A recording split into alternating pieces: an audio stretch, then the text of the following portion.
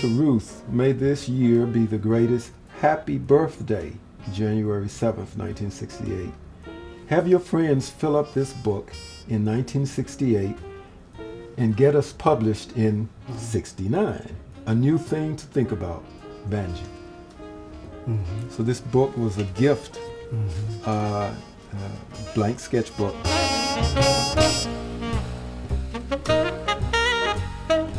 Ruth was a motivator. She's more like a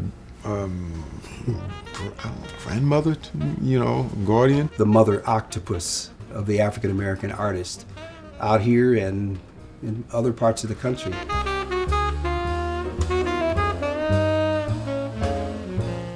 I was 18 when I did this drawing. She wanted a sketch. I remember her telling me, "You're taking too long on that. Don't make it a drawing. You just do a sketch." So I wanted to try and catch the expression. He captured her face, her smile, her tiredness. I just remember Ruth walking down the street on Western Avenue. She stayed right on Western in Venice on the corner house. And I don't know, she was like a mountain. She was fiercely independent. Mm-hmm. Fiercely independent. And there she was, little lady, on the freeway in her car, and we passed. Well, there's Ruth. I don't know. How would you describe Ruth? I was thinking coming over here that she, I think I said that she should not be considered the Harriet Tubman of black art. She's the Ruth Waddy. She is black art. She is black art, and she beautifully infected us with the love to do it.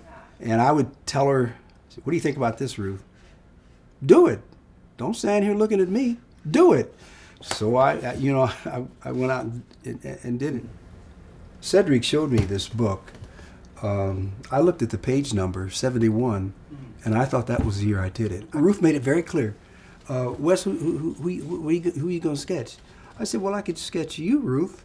She said, evidently she was not in the book.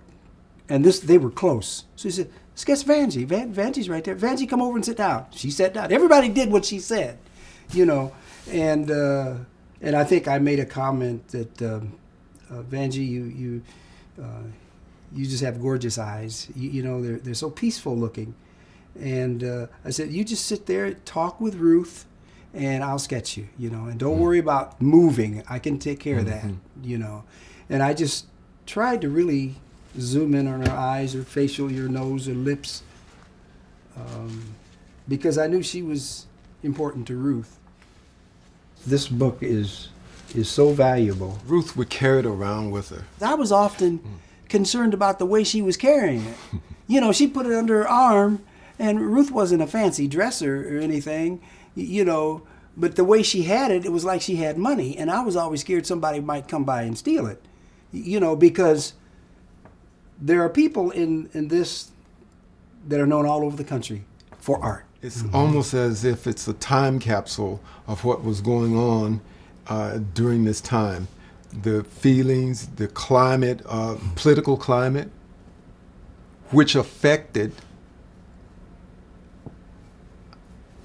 the artistic response that can be seen here. The advent of the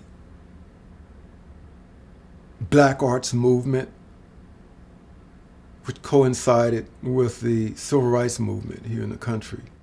Art was very active then. There was a lot of participating. There was a lot of creativity going on. To see these individuals, to hear about them, it's not about throwing apples and cherries in a bowl. It's whether it was about struggles or whatnot, it was about true grit of people. So I wanted to do one of her. That was what I remember most of doing it, of choosing her as the subject, because she was there alive and in person.